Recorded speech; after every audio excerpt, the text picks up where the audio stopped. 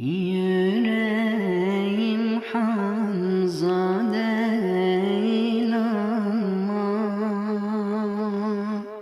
mızraklarca vurulmuş eyvah.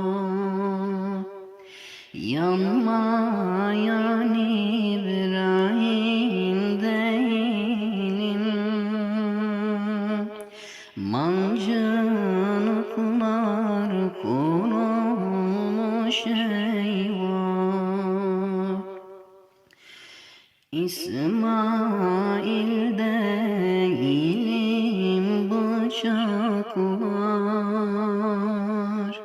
yönü bana çevirmiş eyvah. Nuh değilim, gemilerimi nice tufan devirmiş eyvah. İçimde Yakub'un hasreti, gözlerime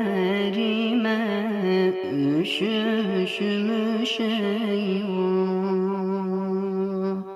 Sırtımda Yusuf'un gömleği, payıma zindan düşmüş eyvah. 3 günlük dünya sürgünümde yüreğim neler çekmiş eyvah. Kaderimin yetim elleri taşlara tohum ekmiş eyvah. Bir umut ilişti gözüme, bu gördüm bir düşmüş eyvah. Tek umudum sensin Allah'ım,